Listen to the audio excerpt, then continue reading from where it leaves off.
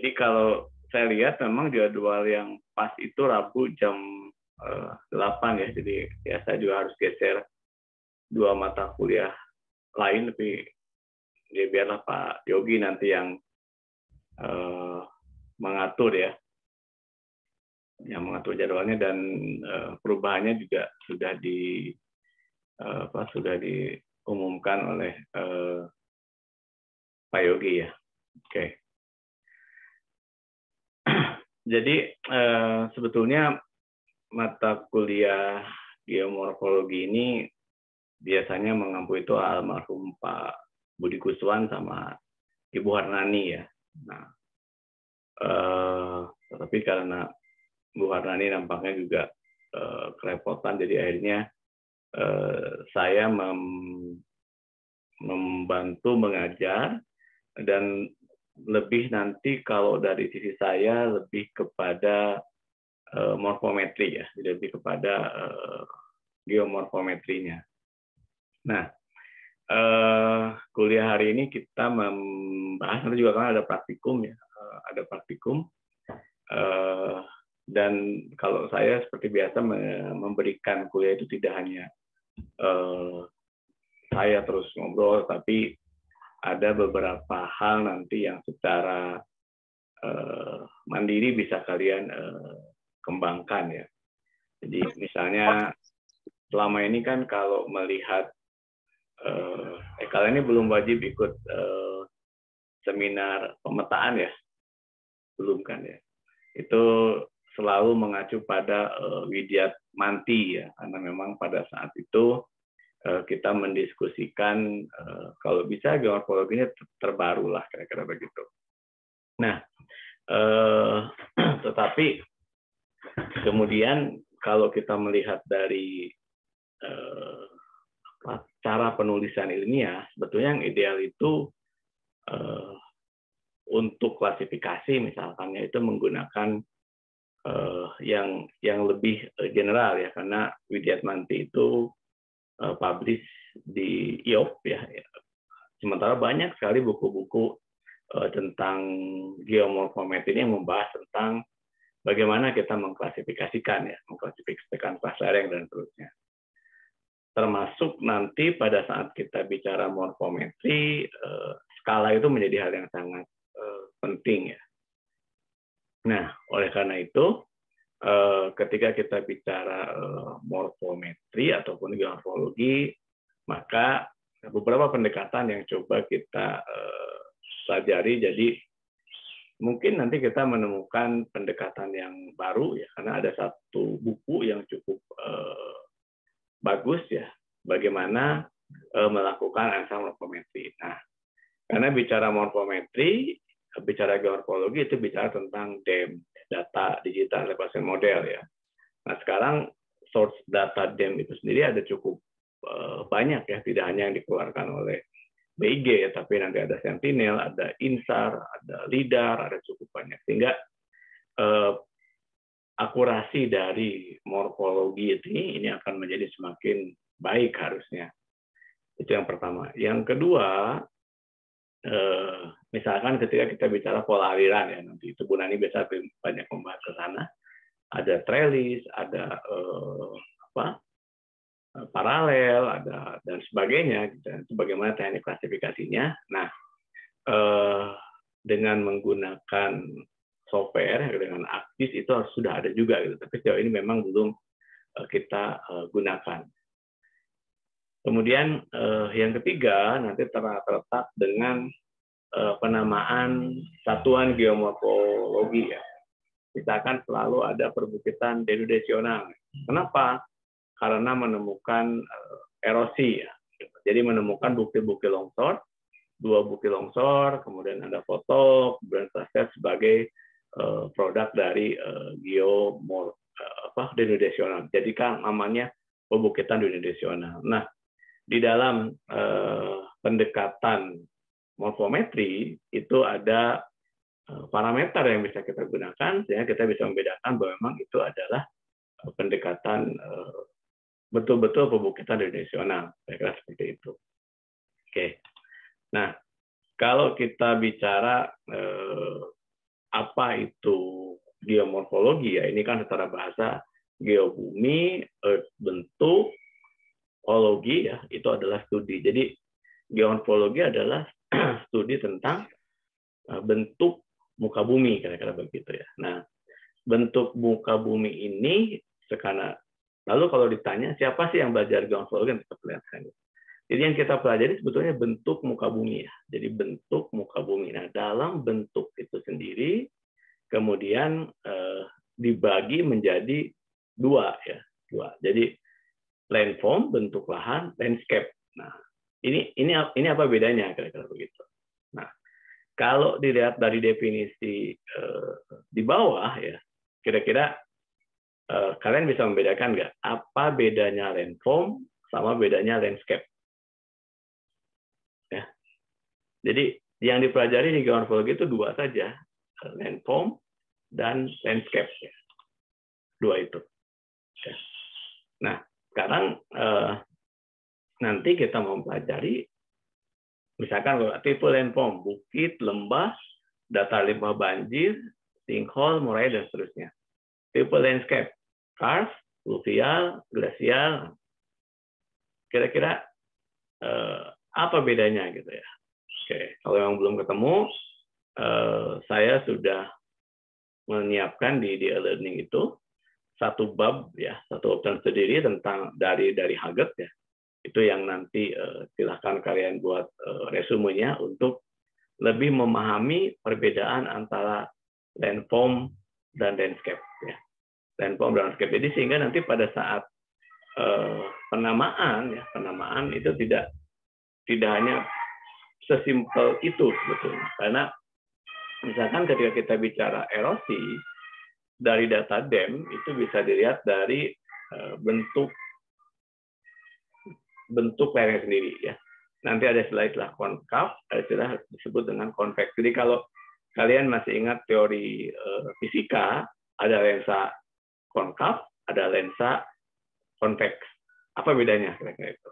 Cembung sama cekung lah ya. Cembung sama cekung, mana yang konveks, mana yang konkav.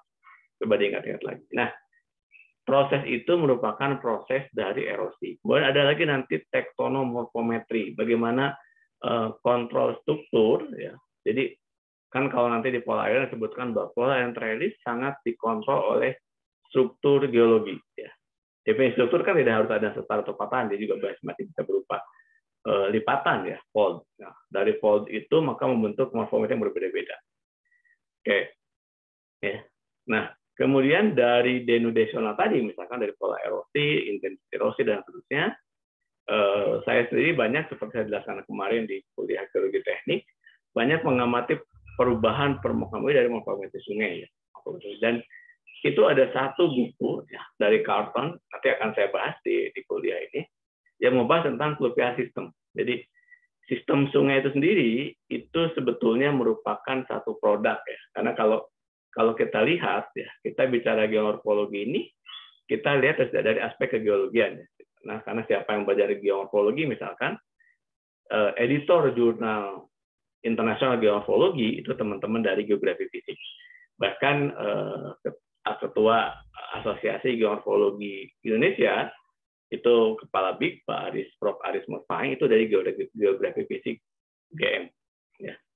Karena apa? Karena memang kita sama-sama teman-teman geografi ini melihat morfologi, melihat permukaan bumi terhadap perilaku manusianya. Jadi studi-studi tentang aliran sungai misalkan yang saya coba lakukan di daerah Sungai Serelo, kita melihat bahwa pola kehidupan masyarakat di Sumatera Selatan ya, itu selalu terikat dengan sungai. Saya sampaikan bahwa hampir semua nama kabupaten di Sumatera Selatan terkait dengan sungai, ya, identik dengan sungai. Jadi perkembangan kehidupan manusia ya itu terkait di Sumatera Selatan itu sangat identik dengan sungai tadi itu. Oke, ya. Jadi yang kita pelajari landform dan landscape. Nanti di dalam penjelasan fluvial system itu kita bicara mana sumber, mana proses, dan mana output ya. Itu kira-kira. Oke, jadi tetapi definisi secara lebih detail mengenai landform dan landscape itu dibahas oleh Haggett ya dalam satu bab tersendiri, dan itu yang menjadi tugas kalian nanti. Jadi mungkin saya kuliah 9.15 selesai, kemudian saya persilahkan kalian mendownload buku bab tersebut, karena memang sebetulnya saya hanya bisa memberikan akses selama 1 hari saja untuk bisa mendownload mengenai geomorphic system ya. Jadi ketika kita bicara geomorfologi, maka yang kita bicarakan sistem dulu. Jadi saya selalu berangkat dari bagaimana kita mengkuantifikasi kejadian-kejadian yang ada di apa namanya di muka bumi, kemudian harus kita kuantifikasi. Makanya saya banyak bicara di morfometri. Oke. Nah, oke. Jadi setelah definisi seperti saya sampaikan tadi, beberapa kajian itu memang lebih turun lagi menjadi proses geomorfologi. Jadi ketika kita bicara proses, nah ini berarti kita bicara dalam tentang waktu. Kalau kita bicara proses, berarti waktunya. Nah, skala waktu yang digunakan tentu akan berbeda-beda. Skala waktu yang digunakan oleh teman-teman civil engineering itu tentu akan berbeda dengan skala waktu yang digunakan oleh kita seperti geologis. Ya. Waktu geologis kita menyebutkan Miocene itu kan jutaan tahun. Ya. Nah, sementara kalau di civil engineering itu rentang waktu tentu saja jauh lebih pendek. Misalkan kita menyebutkan perubahan morfometri sungai itu ya, akibat proses erosi dan sedimentasi, kapan mulainya? Nah, di dalam stratigrafi kalian belajar yang disebut dengan diagenesis dan apa? Karena kemarin kan katanya bentrok dengan mata kuliah stratigrafi. Ya. Untuk mengetahui sumber batuan, itu kalian belajar melalui yang disebut dengan ada apa? Kita menyebutkan bahwa misalnya kenapa formasi Rano ya itu sampai muncul di Sumatera Utara. Ya. Kenapa kira-kira begitu? Ya. Atau misalkan nanti kalau kita bicara formasi apa namanya, kalian kan saya tidak tahu ya, sudah biasanya kan kuliah, tapi kan karena masih online ya. Biasanya kalian tuh kuliah pertama kali itu dibawa ke apa yang di kilometer 12 itu air batu, ya. Lalu disebutkan bahwa air batu tersebut ya itu dulunya adalah laut dalam atau laut dangkal atau apa, gitu. Itu kan disebutkan.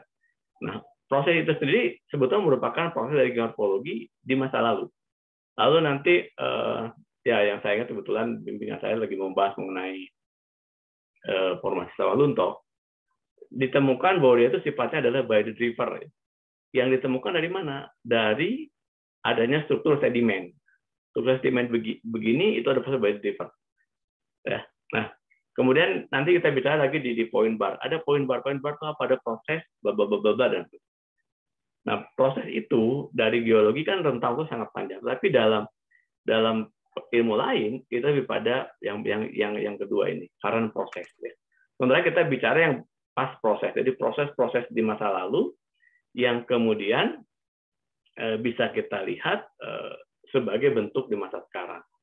Nah, poin itu yang akan kita pelajari secara lebih detail. Jadi di dalam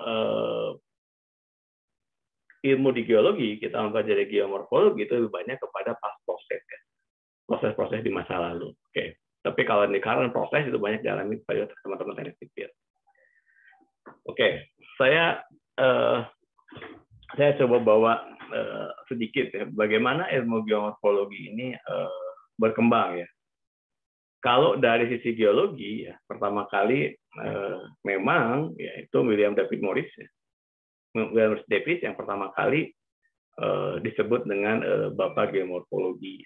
Nah, kenapa saya selalu menyampaikan poin ini ya? Karena begini, setiap ilmu itu sekarang kita sudah memiliki acuan ya. Artinya ya kalau yang Muslim kan ada mazhab Syafi'i, ada mazhab Hanafi, ada mazhab Syafi'i, Maliki, Hanafi, terus satu lagi apa ya? Saya lupa, ada 4 ya kira-kira. Nah, di dalam dunia keguruan juga ada gitu ya. Jadi kalau nanti kita melihat bagaimana konsep-konsep geomorfologi itu lahir, misalkan poluan sungai selalu mengacu pada Panzuidam ya. Sampai sekarang Panzuidam tetap dipakai. Karena apa? Ya bentuk morfologi sungai itu seperti itu, gitu ya. Bentuk aliran sungai itu seperti itu. Bentuknya bercabang sungai, dendritik, treris, paralel dan tetapi yang kemudian banyak, loh kalau gitu Pak, kita nggak bisa ngapa? Enggak, bukan itu. Justru kita untuk proofingnya itu, kalau bentuk treris misalkan, kita bandingkan dengan bentuk paralel, dengan dendritik, nanti ke dalam aplikasi geomorfologi, ke dalam kajian banjir misalkan, apakah ada kontrol bentuk sungai terhadap banjir misalkan. Nah itu di situ. Nah dari pertama kali ya dalam pertama kali Davis ini mengenalkan istilah geomorfologi ya. Sementara kalau kita bicara Panzuidam lebih bicara pada bentuk ya aliran sungai, ini bukan satu hal yang perlu kita perdebatkan, tapi keduanya itu harusnya saling menguatkan. Oke, ya. Jadi Davis itu melihat adanya kenapa ada pegunungan, kenapa ada pulau dan seterusnya ya. Nah, tapi kemudian semakin berkembang ke sini maka kemudian banyaklah berubah menjadi model. Muncullah istilah yang disebut dengan geomorfometri tadi itu kira-kira. Yang berbasisnya adalah morfometri. Nah, ketika kita bicara morfometri nanti buku yang digunakan itu kok kenapa sih orang-orang ilmu tanah yang pertama kali mengembangkan? Ya, jadi geomorfometri itu berangkatnya dari soil, dari tanah. Nah, sementara dalam teori geologi, tanah adalah lapukan dari batuan. Jadi, sebetulnya ketika kita melihat, kalian lebih tahu dulu formasi geologi, kalian tahu sifat batuan, sifat kekerasan, maka sebetulnya itu lebih memperkuat dari ilmu tanah yang banyak berkembang di produk akhir, yaitu tanah sendiri. Oke. Kira-kira itu ya, jadi berkembang sekali, banyak dari pendekatan, sehingga lebih banyak ke kualitatif sekarang. Nah, kenapa ya memang kita bicara geomorfologi, misalkan, ketika kita bicara morfometri, maka poin dari citra satelit itu sangat-sangat penting ya. Karena apa? Karena kita bisa membandingkan kondisi sungai tahun 10 tahun ke belakang, 20 tahun ke belakang, bahkan 30 tahun ke belakang. Kemudian kita bandingkan dengan kondisi sekarang. Jadi untuk melihat perubahannya itu sendiri, ya, itu tentu tidak bisa hanya dengan satu data. Ya. Tentu kita harus menggunakan berbagai data. Ya. Jadi kemudian untuk bicara proses sedimentasi, misalkan, ya, bisa contoh perlihatkan, maka kita akan bicara proses dari sumber, ya, input, proses, output, sama nanti deposisional. Itu di konsep yang dikembangkan oleh Karplon ya, bisa perlihatkan. Oke, nah sekarang ketika kita bicara geomorfologi, siapa saja sih yang banyak terlibat di dalam ilmu geomorfologi ini ya? Geomorfologi berhubungan dengan disiplin lain dan kita dapat mengatakan overlap ya antara geomorfologi dengan disiplin lain. Misalnya teori sedimentasi ya itu sedimentologi yang kemudian kalian lanjutkan dengan stratigrafi, karena produk dari sedimentologi itu adalah stratigrafi. Produk dari proses pengendapan itu adalah urutan lapisan batuan. Di situ banyak bicara kalau dia kasar ke halus, kalau dia halus ke kasar, dan seperti itu. Ya. Nah, poin ini kemudian, apakah teman-teman teknik sipil tidak banyak gunakan? Ya banyak. Saya S2 saya di teknik sipil, saya banyak membuat pemodelan untuk delta misalnya. Nah, di delta misalkan dari sumber sedimen dari mana itu yang kita pelajari, tapi penggunaan delta, perkembangan delta di teknik sipil itu lebih banyak kepada misalkan satu, penentuan arus pelayaran, yang kedua pembuangan bangunan-bangunan untuk pelabuhan misalkan, apakah kita membangun jetty di sebelah mana, kita membangun memasang retaining wall sebelah mana dan seterusnya. Nah, kelebihan dari kita di geologi, karena kita tahu sumber dari sedimentasinya tersebut. Karena kalau kita bicara di pembangunan dermaga, biasa orang selalu fokus di hulunya, di hilirnya saja. Bahwa dermaga dibangun seperti ini, dibangun JT, tapi kemudian ketika sedimen flow-nya datang, kemudian ternyata yang tadinya kita harapkan trap sebenarnya sebelah kanan, tetapi karena kita kurang panjang memasang, panjang pendeknya pemasangan jeti tergantung dari sort of sedimen. Ya, dan sort of sedimen jadi sebetulnya teman-teman di geologi lah yang lebih tahu. Oke. Jadi di situ juga kita bicara sedimentologi ya. Yang kedua pelapukan ya. Ketika kita bicara pelapukan, maka yang lebih tahu tingkat pelapukan itu adalah teman-teman di ilmu tanah ya. Misalnya menggunakan kelas tanah latosol, andosol dan seterusnya ya. Nah, itu lapukan dari mana? Kalau dia lapukan dari X maka menghasilkan latosol. Kalau lapukan dari Y maka menghasilkan dia andosol. Banyak sekali. Dan peta jenis tanah Indonesia, kalau kalian nanti sempat lihat overlay dengan peta geologi itu tidak berbeda jauh.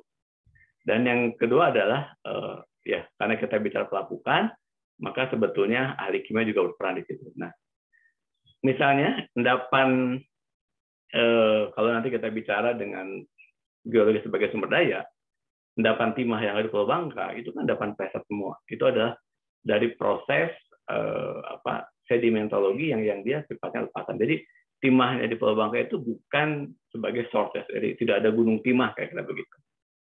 Dari mana sumbernya? Itu dari proses geomorfologi di masa lalu, kira-kira itu. Kemudian yang berikutnya tadi civil and engineer ya, terutama lebih banyak kepada seperti sampaikan tadi, bagaimana kita membangun tanah, bagaimana kita kestabilan lereng, bagaimana kualitas air dan sebagainya. Ini sangat berperan di situ. Dengan hubungannya dengan stream restoration untuk yang glasial tidak kita bahas karena kita memang tidak punya es ya di kita.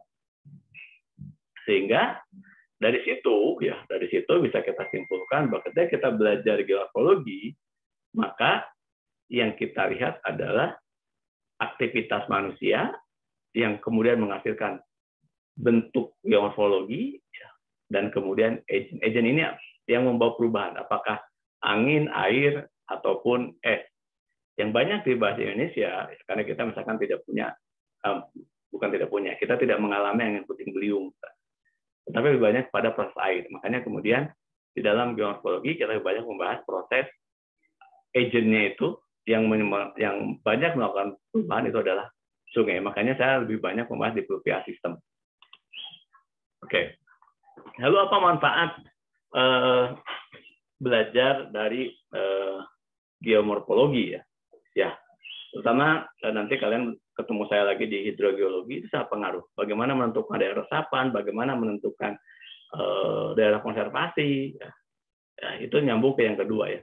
Misalkan kalau di kelas lereng, kalau kelas lerengnya lebih dari 40%, maka dia akan berbahaya terhadap kejadian longsor. Kan itu. Nanti nyambung lagi ke yang seperti saya sampaikan kemarin di kuliah geologi teknik. Meskipun batuannya sama, tapi kemungkinan ada yang berbeda, maka perlu melakukan sesuatu. Ya.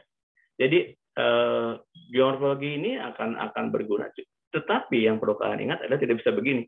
Kalau daerah Bapak itu pokoknya dendritik, kalau Bapak itu trellis, itu masih meaningless. Itu artinya teman-teman di regular planning itu kurang memahami. Tapi kalau kita menyebutkan bahwa sisi sebelah kanan ini hulunya adalah trellis, di mana kalau trellis ini akan menyebabkan ya, air kalau terjadi hujan akan cepat terkumpul, maka peluang banjir lebih besar dibandingkan dengan yang dendritik yang sebelah kanannya. Nah, kira-kira seperti itu. Itu nanti di aplikasinya.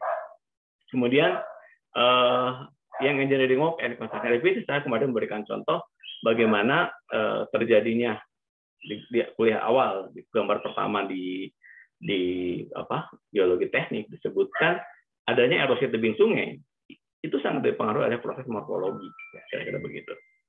Nah, melihat tadi geologi ya, jadi ada geologi TB, geologi TB juga, dia spesialis untuk metode geologi. Bagaimana menggunakan peralatan lapangan dari morfologi ya. Misalnya saja ya, kalau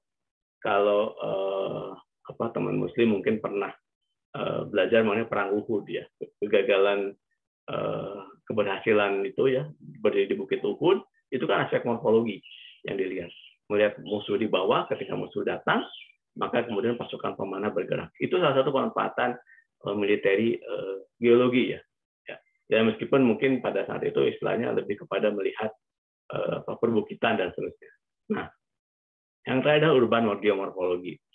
urban geomorfologi ini sebetulnya lebih banyak nanti digunakan pada saat kita bicara pergeseran pola sungai. Ya. Penentuan misalkan, kalau kita perhatikan kota-kota besar, ya itu berkembang berdekatan dengan sungai. Palembang sangat diapit oleh Sungai Musi. Jambi dengan sungai apa? Batanghari. Pekanbaru dengan sungai Siak kan. Medan, kira-kira begitu. Hampir semua kota besar itu berkembang di tepi sungai. Karena apa? Air yang menjadi dasar kebutuhan. Oke. Ya, itu aplikasinya. Jadi dari gambaran tadi kemudian kita harus mengkuantifikasi ya yang diberikan ke dalam proses permukaan bumi tadi. Oke, ya. Jadi kira-kira begitu ya. Jadi geomorfologi konsepnya ada fisiografi. Ada pertama kali belajar geomorfologi saya udah jadi fisiografi yang dilakukan oleh Van Bemmelen. Karena fisiografi, apa bedanya fisiografi dan geomorfologi itu ilmu yang berbeda. Fisiografi Van Bemmelen itu sudah banyak menyatukan dengan geologinya. Oke. Jadi kita bicara pada 2 poin ya. 2 poin yaitu landform and landscape. Nah, sekarang saya akan perlihatkan apa yang dipelajari dari aspek morfometri ya. Saya memang sengaja tidak membuat PPT, tapi saya akan langsung ambil dari bukunya sendiri. Bukunya dari Paik ya. Bentar, saya lihatin dulu.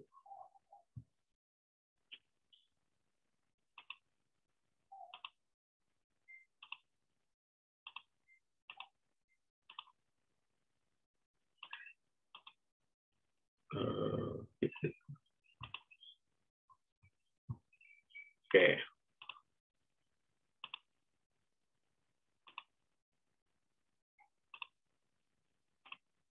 Ya. Seperti saya sampaikan tadi bahwa sebentar. Ini ada satu buku ya, terbitan tahun 2007 yang membahas sangat detail mengenai bagaimana kita melakukan geomorfometri. Jadi kalau seperti sampaikan tadi ya, kalau kita bicara pembagian kelas lereng mutu jatumanti, di sini dibahas sangat-sangat detail setiap pendekatan dari mulai konsep, software yang digunakan, dan aplikasinya. Ya. Ini buku 1. Kemudian yang seperti saya sampaikan tadi, jadi saya sudah menyimpan ini the geomorphic system ya, itu yang saya minta kalian menuliskan, membaca secara detail ya. Jadi ingat ya, membuat resume itu bukan copy paste, baca di sini copy paste, kemudian kalian terjemahkan, bukan. Kalian baca dulu keseluruhan, kalian baca dulu maknanya, sehingga proses geomorphic yang dimaksud di situ itu bisa terbaca secara lebih detail ya. Kemudian yang ketiga yang banyak saya gunakan adalah saya akan bicara di fluvial system ini. Di fluvial system ini yang kita akan bahas ya. Kita akan bahas sekarang. Yang baik ini nanti ketika kita bicara di geomorfometrinya cukup lengkap. Bagaimana membagi, bagaimana definisi awal, bagaimana kita mengkuantifikasi.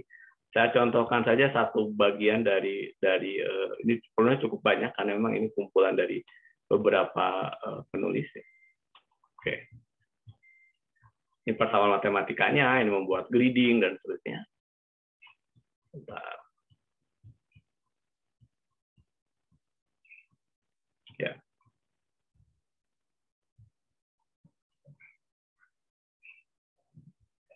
Ini beberapa kendala yang akan kalian hadapi kalau oke. Ini bab 1 kalau tidak salah.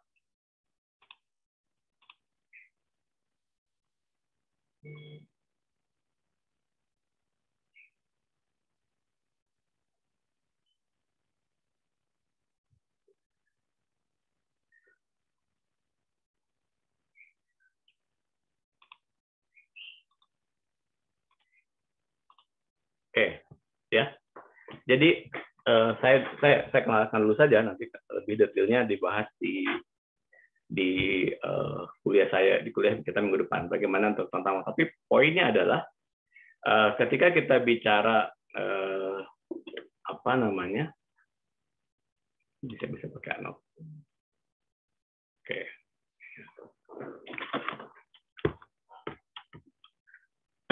Oke. Ya. Ketika kita membuat goal kita adalah peta geometri ya. Yang bawah ini adalah pengguna ya. Oke. Ini adalah yang menggunakan hasil dari geometri kita. Bagian yang atas ini adalah ilmu yang kita perlukan. Ilmu yang diperlukan. Oke, ya. Ilmu yang diperlukan, nggak apa-apa, nggak kebaca juga ya. Ya. Ya, pertama dari geoscience sendiri ya. Jadi pertama knowledge tentang geomorfologi ya. Bukunya juga ada. Nanti akan saya bahas. Kemudian tentang hidrologi ya. Ini mata kuliah terkait di kita itu adalah geohidrologi ya. Tetapi yang dibedakan di sini ketika kita bicara hidrologi itu ke permukaan. Karena seperti saya sampaikan tadi bahwa geomorfologi itu adalah produk dari proses permukaan ya. Bukan produk di bawahnya. Tetapi proses permukaan tersebut kalau kalian belajar di konsep biologi ada endogen, ada eksogen. Nah, yang banyak kita bahas adalah eksogennya. Tetapi kenapa kan muka eksogen tergantung juga dari endogen kira-kira itu. Nah, bagian ini tidak kita bahas ya karena memang bukan dari sana. Kemudian matematik ya. Makanya kenapa angkatan 2020 ini matematikanya 2 kali atau 3 kali ya dapatnya. Pertama kan bicara belajar mengenai aljabar, kemudian diferensial dan seterusnya. Kemudian berikutnya adalah geometri. Karena kita bicara ruang. Ketika kita bicara geomorfologi, maka mau tidak mau kita bicara ruang. Ruang bentuknya ruang 3 dimensi yang ke dalam melihat perubahan morfometri tersebut dihitung berdasarkan skala waktu. Jadi yang kita bandingkan ya sebetulnya dari konsep matematik itu geometri ya. Geometri kondisi ruang di tahun 96 dengan geometri ruang di tahun 2019. Kan dua-duanya bentuk geometri ya. Bentuk itu kan diterjemahkan dalam bentuk geometri. Oke. Nah, yang berikutnya topologi ya. Topologi ini lebih kepada topografi ya, topologi. Jadi di geometri tersebut kemudian diterjemahkan menjadi topografi. Kalau kita sudah mengenal outputnya Pak DEM, ya, digital representation model tadi itu. Nah, kemudian informasi teori. Informasi teori ini misalkan di dalam peta yang pada bakus tanah itu ada nama-nama tempat. Jadi perubahan nama tempat, misalkan tadinya desa A berubah digabung, gitu. Itu sederhana aja lah. Sekarang kita punya Kabupaten Pali, Penukal Abab, Pematang Ilir, yang dimana kalau kita di tahun 2000-an itu nggak ada. Nah, jadi perubahan nama tersebut itu lebih banyak digunakan pada aspek nanti geomorfometri tadi, penamaan lokasi. Nah, kemudian geostatistik ya. Semester kemarin kita belajar statistik secara umum. Kalau geostatistik berarti knowledge statistiknya itu dengan aspek-aspek geologi. Oke. Kemudian penggunaan teknologi computer science, makanya nanti kalian akan ketemu dengan mata kuliah geoinformasi, ya. Dan geoinformasi ini sebetulnya menerjemahkan dari image processing. Jadi ketika kita download data dari INSAR, dapat data yang di-download, itu kan datanya tidak bisa kita gunakan langsung. Itu harus diolah, harus dibentukkan dan seterusnya. Kemudian pattern recognition. Kenapa? Warna-warna di dalam peta geomorfologi sebetulnya dalam bahasa orang-orang sains itu adalah pattern recognition. Jadi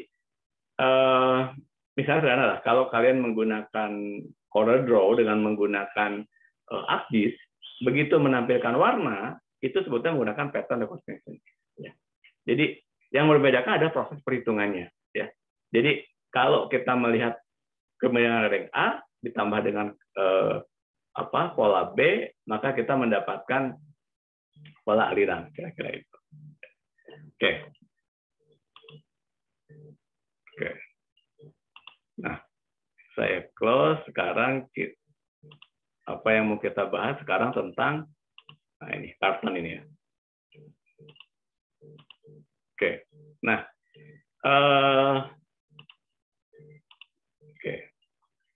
karena memang kebanyakan kita melihat dari pola pola sungai, ya, maka secara spesifik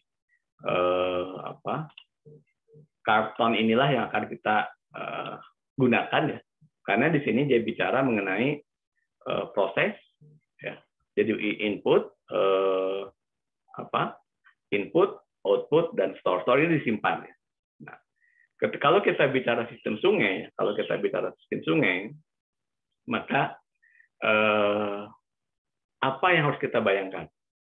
Yang pertama adalah kenapa barang tersebut berpindah? Kenapa sedimen tersebut berpindah? Maka sebetulnya kita bicara energi dan material, ya enggak? Ya, ini kalian kuliah di kuliah sedimentologi, ya. Misalkan sederhana lah, material halus diendapkan lebih dulu atau belakangan?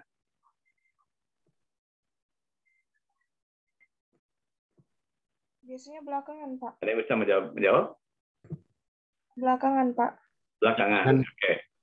Ya, material diendapkan lebih belakangan, ya. Kenapa? Gitu kan? Karena energi yang mendorongnya, ya, meskipun dia kecil, dia akan terpindahkan lebih jauh, kan itu kan? Kira-kira itu, ya. Nah, sekarang pertanyaannya, dari mana energi itu datang? Itu kan pertanyaannya. Nah, kembali sederhana dengan hukum Newton. Kalau bentuknya datar, maka yang menyebabkan pendorong itu harus ada gaya, kan? Tapi kalau bentuknya miring, gitu ya, maka tanpa didorong pun karena ada gaya gravitasi. Oke? Itu sederhana. Kemarin kan membahas kenapa kalau bentuknya miring lebih mudah longsor dibandingkan dengan datar. Sebetulnya dari sini juga akan nyambung. Kalau dia bentuknya datar, maka perlu energi lain, tetapi kalau bentuknya miring, maka di situ sudah ada tentu saja gaya gravitasi. Ya.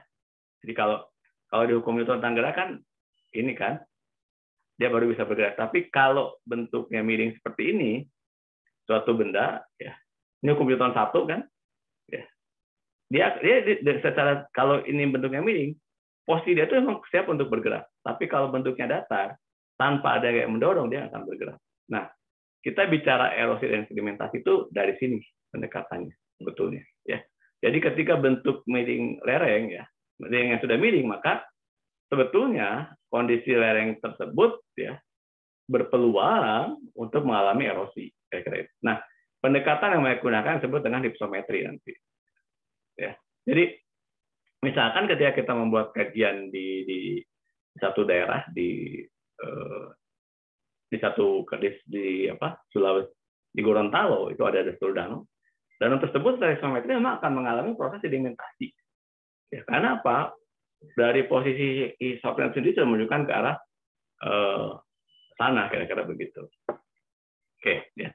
Jadi yang pertama adalah bagaimana energi tersebut menggerakkan. Yang kedua, sistemnya tadi, ya, bentuk kemiringan lereng, debit airnya, bed load-nya. Oke. Yang ketiga, variabel yang mengontrolnya, dan ini tergantung dari ruang dan waktu. Oke. Kemudian bagaimana feedback, ya, feedback antara masing-masing variabel itu bergerak. Oke. Biar lebih mudah terbayang, langsung saya kasih gambarnya.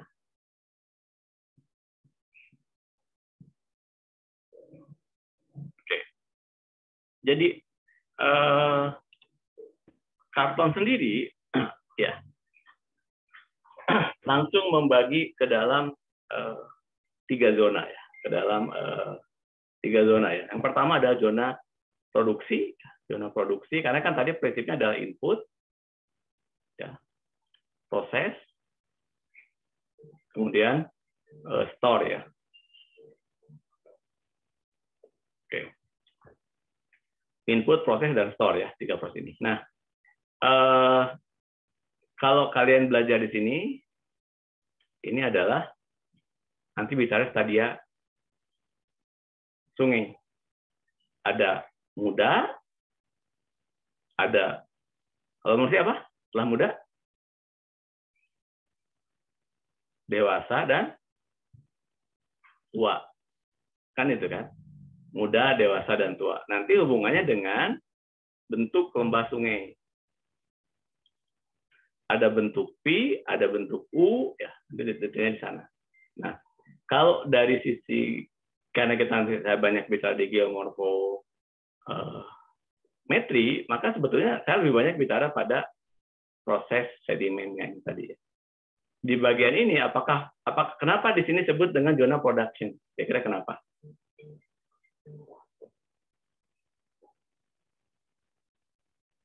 Selamat pagi, halo. Saya lagi meeting dulu. Ya. Oh iya, baik Pak. Oke. Ya, input, ya, input. Ya. Kenapa di sini sebut dengan zona production? Kira-kira kenapa? Ya, Firdaus, kenapa Firdaus? Firdaus lagi ke kamar mandi kan? Oke ya, ini disebut zona produksi ya. Kemudian di tengah ini zona transfer ya, yang memindahkan. Kalau Palembang di mana kira-kira kotanya?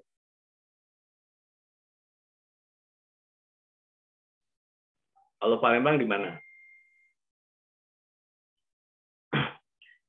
Kalau kalian bayangkan posisi ini bayangkan dari Sumatera Selatan ya, dari Palembang sampai ke Pagar Alam. Ya. Kalau ini Sungai Musi kita bayangkan ya. Posisi Palembang itu di mana? Palembang itu kan di sini kan. Ini Palembang. Ya. Kalau Pagar Alam di mana? Pagar Alam kurang lebih di sini. Ya, ini kalau kita lihat dari terus Tanjung Enim, Muara Enim. Nah, kan. Kenapa disebut Muara Enim? Kan pertemuan antara Sungai Enim dan Sungai apa? Oke. Ya.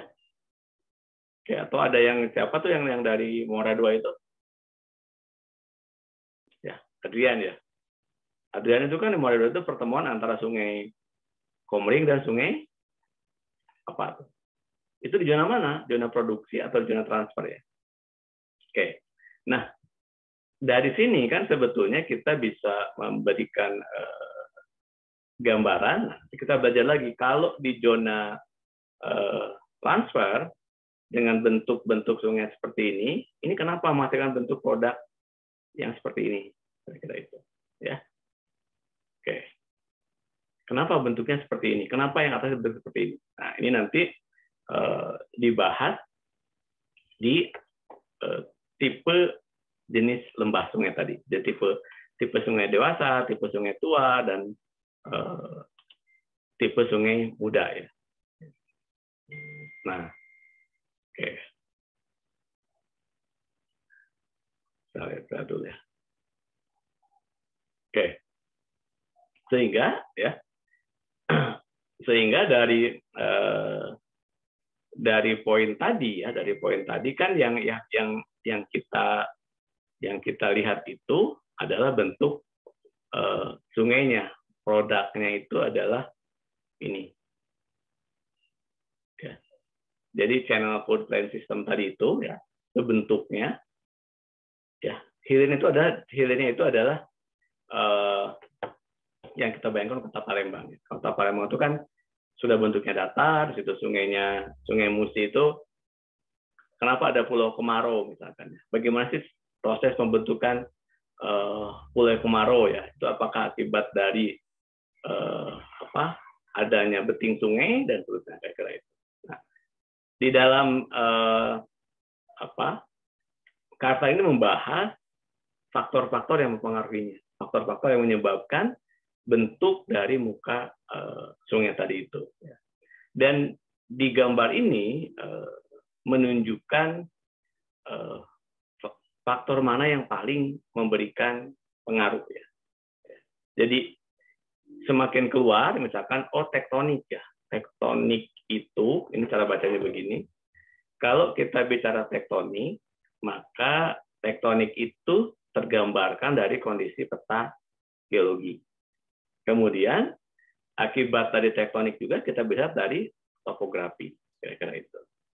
Ya, misalnya mengapa pantai barat Sumatera ya, lebih curam dibandingkan dengan pantai timur Sumatera? Kan? Kenapa? Karena Nah, itu belajar dari geologi di tektonik. Kalian kan lagi kuliah tektonika ya sebentar ini ya. Tapi yang dipelajari di geomorfologi ini, produk dari tektonik itu dilihat dari apa? Dari topografi. Produk dari tektonik itu kita lihat apa? Geologinya. Ya, jadi yang kita lihat dari tektonik itu untuk belajar geomorfologi gitu ya. Jadi untuk belajar geomorfologi ya kita lihatnya itu dari aspek geologi, di mana kondisi geologi ini dipengaruhi proses tektoniknya. Gitu. Jadi kenapa kalian belajar tektonik? Karena tektonik tersebut memberikan kondisi litologi. Ya, dari kondisi litologi tadi kita bicara juga struktur geologi. Ya, ketika struktur geologi itu ada, maka struktur geologi tersebut memberikan gambaran dalam bentuk topografi. Ya. Geologi itu sendiri juga tadi di atas sebutkan memberikan kontrol terhadap soil, terhadap tanah tadi ya, terhadap sistem tanah tadi itu. Ya. Kemudian dari sistem, kalau kita sudah bicara tanah, siapa yang berpengaruh? Di sini juga ada aktivitas manusia. Ya. Jadi manusia memberikan pengaruh pada vegetasi, pada hillside system. Kenapa? Misalkan kalian buat jalan, tadinya terbuka, tertutup, akhirnya dipotong, maka kemudian menjadi terbuka. Nah, dari pemotongan tersebut, kalau tidak diperhatikan dengan baik, maka akan menyebabkan erosi semakin tinggi. Kalau erosi semakin tinggi, maka dalam bentuk hasilnya adalah flow of sediment. Sedimen itu akan besar. Ya. Oke, nah hubungannya dengan climate di atas ini adalah ke sini, ke flow regime, aliran debit sungai. Ya. Debit sungai itu kan kalau kalian perhatikan dengan baik, pelajari bahwa kalau di musim hujan, ya, sederhana saja, air sungai berwarna kuning, ya, kuning keruh, dan dia membawa material tanah. Nah, jadi yang memindahkan proses sedimentasi itu adalah climate, hujan tadi itu. Kalau nggak ada hujan, ya tanah tersebut tetap di situ. Tapi kalau terjadi hujan, maka dia akan berpindah. Jadi sumber energi dari sistem sungai tersebut adalah satu, yaitu hujan. Ya, kira gitu. Ya. Nah, hujan itulah yang memindahkan material di gunung, material di pagar alam sampai ke Palembang, ke Sungai Musi. Karena mulai proses erosi dan sedimentasi. Nah, itulah di dalam sedimentologi kalian belajar mengenai diagenesa batuan, di mana sumbernya dan seterusnya, kira-kira itu. Oke. Ada yang mau ditanya dulu tentang ini?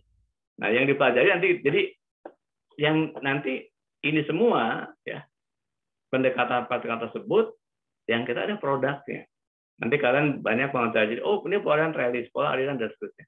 Padahal yang knowledge kita tentang geologi itu adalah realis ini determinkan oleh proses geologi, proses, ditanya lagi, oh dari geologi seperti apa sih realis ini?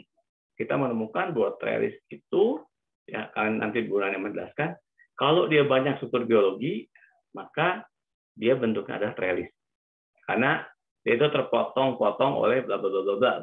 Itu banyak di Buffington membahas tentang itu. Ya, tentang itu ya.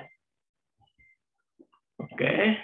Saya teruskan ke bawah sedikit lagi, biar nanti kalian sempat membaca mengenai paper yang saya sudah share tadi itu. Oke, nah ini poinnya tadi ya. Saya kecilkan.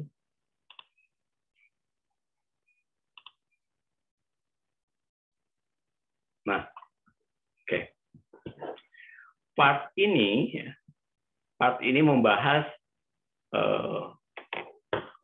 proses yang menjadi satu produk.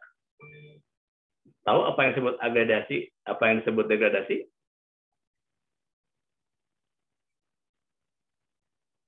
Tahu nggak?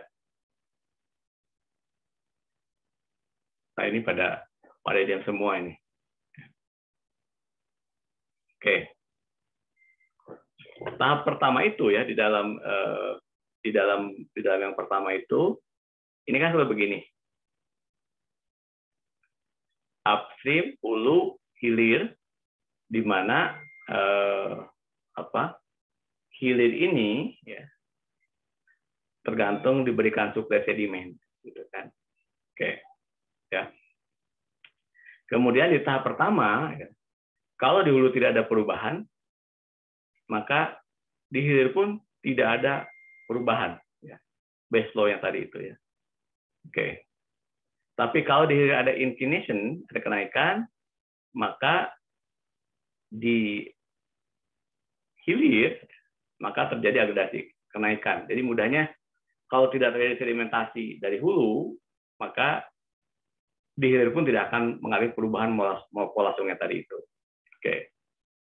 Semakin naik ya, semakin naik maka ini pun ya, agregasi extend to upstream, makin bergeser. Jadi mudahnya beginilah. Kalau kita punya gambaran seperti ini upstream, ini downstream. Ya. Ini di Reptanic Civil kita pernah lakukan ini. Ini erosi, ya erosi ini, maka material berpindah ke sini. Ya. Lama-lama kan terendapkan di sini. Oke. Ya. Dari pengendapan ini, pengendapan berlanjut, ya. Lama-lama kan ini kan menumpuk. Ya. Mungkin makin kecil. Lama-lama kan bergeser ke hulu. Kira-kira itu. Jadi proses erosinya ini tadinya hanya dari sini saja, ini mulai bergerak ke bawah, ini makin terus bergerak. Ya. Oke. Dan di sini terjadi penurunan, maka terjadi keseimbangan energi baru ya. Kalau ini sudah habis degradasinya, maka ini semakin bergeser ke hulu. Kira-kira itu. Nah, ini pergeseran detailnya ini dipelajari dengan disebut dengan hypsometri. Gitu, ya. Nah, hypsometri ini di bawahnya nanti dikembangkan dari beberapa pola aliran sungai nanti. Ini studi yang perlu dilakukan, yang belum sempat saya lakukan karena apakah kejadian-kejadian terutama untuk aspek kebencanaan, karena kemarin kalian pas sekali ya memilih topik untuk geologi teknik. Satu adalah kebencanaan dan satu lagi adalah erosi kira-kira itu. Oke. Nah, terakhir ya, satu lagi adalah tentang skala ya, skala waktu geologi ya. Oke. Nah, oke, ya. Gambaran ini sebetulnya itu kemarin sudah saya bahas di geologi teknik ya. Jadi sebetulnya ya, kan ini prosesnya. Apa yang terjadi ini? Oke. Ini adalah hulu sungai ya, di bagian hulu sungai tersebut. Ya, ini hulu sungainya. Kemudian ini kita mulai. Jadi kalau kita bisa ini adalah zona produksi kan. Oke. Ini adalah zona transisi ya. Oke. Nah, ini kita ambil nih. Bagian ini kita ambil, kemudian kita besarkan ya. Gitu.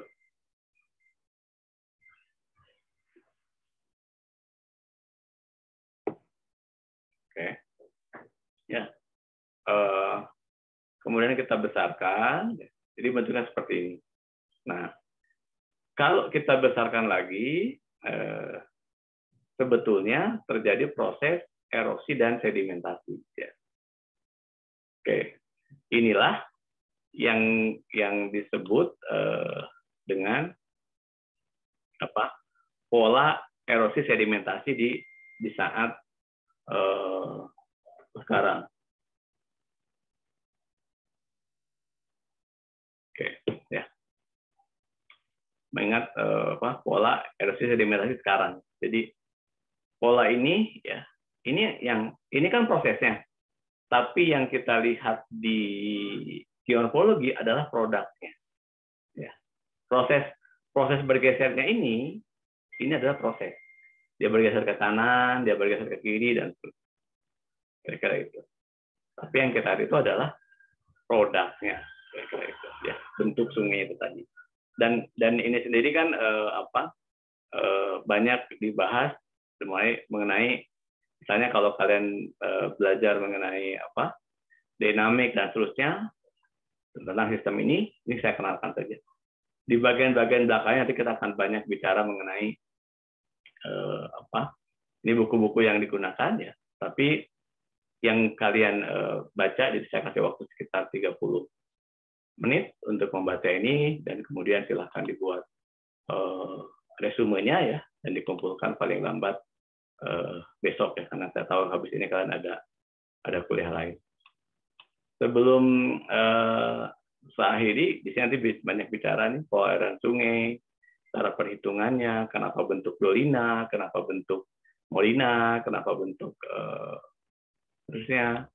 Ini adalah channel behavior-nya, ya, boundary condition. Nah ini yang saya bilang tadi, kita banyak bicara penggunaan dari untuk aspek-aspek lingkungan. Nah, kita banyak membahas seperti ini, kenapa sih bentuknya seperti ini, perubahan downstream, kemudian nanti terakhir adalah managing channel. Tapi kalau lihat dari baiknya, ya, ini nanti kita banyak bicara care ya, kalau pertanyaannya ternyata memang sangat berpengaruh. Data DEM, bagaimana kita mengolah data DEM untuk keperluan triangular. Ini ada banyak sensing proses, kemudian untuk ini data DEM untuk analisa geomorfometrik. Apa yang dibicarakan di sini, detect, kemudian kualitas data DEM jadi kita lakukan evaluasi, dan seterusnya. Oke, sudah bisa download kan?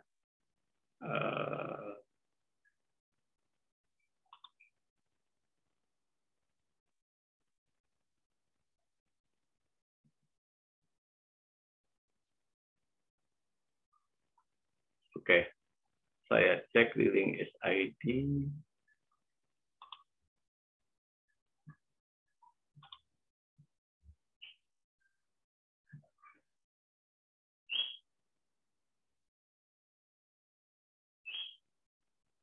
Oke, jadi saya bisa cek berapa orang yang sudah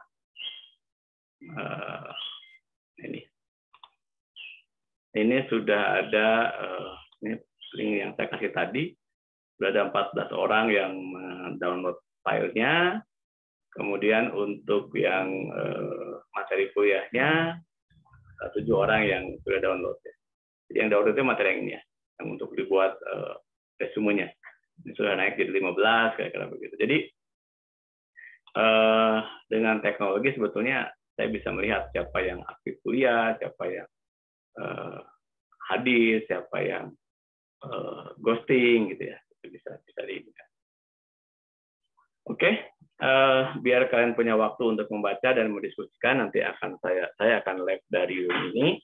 Tapi saya berikan kesempatan kalian untuk mendiskusikan ya mengenai paper tadi untuk kalian buat resumenya ya. Ada yang ditanya dulu? Ketua kelasnya nih Firdaus ya? Iya Pak. Oke. Izin nanya Pak, Ya. untuk rangkuman papernya itu tuh kayak bentuk review paper itu ya Pak? Ya, bentuk review paper. Itu kan satu chapter kan? Ya. Jadi ketentuan formatnya itu kayak paper kan Pak? Atau berbeda? Iya, kalau review itu kan begini, kalian itu sebentar kalian kuliah di penulisan esai ya? Udah belum ya? Belum Pak. Oh, belum. Kalau terkait dengan penulisan baru kuliah apa yang sudah? Belum ya. Jadi gini, kalian kan baca paper itu menemukan key point ya, key point yang kemudian itu adalah inti dari bab tersebut ya. Jadi misalkan saya sampaikan tadi bahwa dari sekian banyak itu kan ketika kita bicara karton itu kan lebih bicara pada proses erosi, zona produksi, zona poin utamanya kan di zona itu tadi, di gambar tadi itu. Di zona produksi, zona transisi, sama zona deposisi. Kemudian dari gambar itu bisa kita jelaskan bahwa gitu ya, bahwa ciri zona produksi itu adalah bla bla bla bla. Ciri adalah bla bla bla. Ciri seperti ini.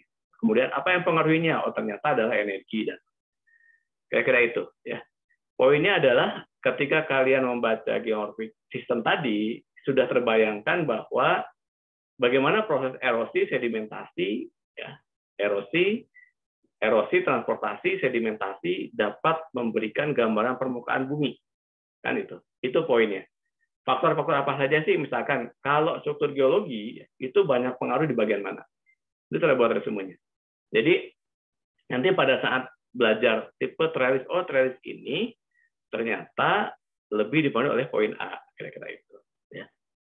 Cara buat review paper kira-kira seperti itu. Jadi bukan copy paste, kemudian kalian tidak mengerti alur penulisannya, tapi kalian itu memahami key point, ya, titik poin-poin utama dari bab 2 tersebut.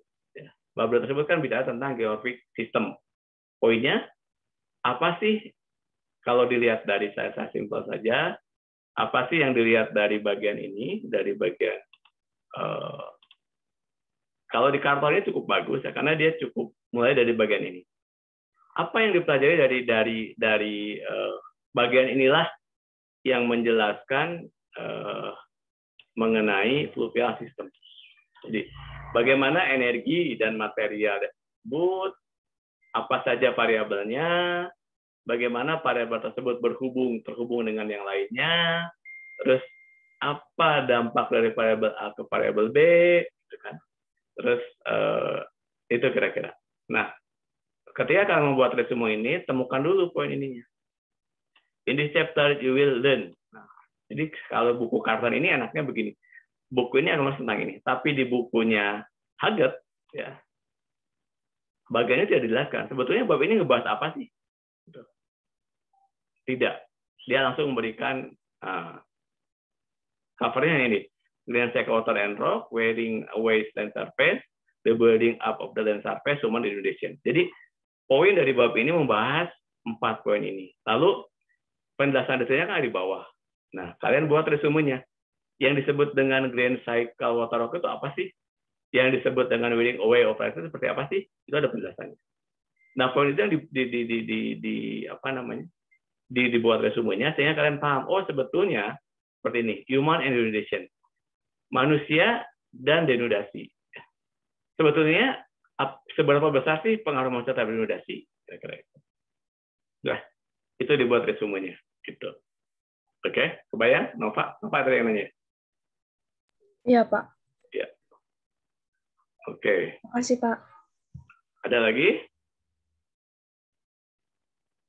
Ini saya pindahkan ke Firdaus ya sebagai hostnya. Oke. Sebentar saya jadikan dulu co-host.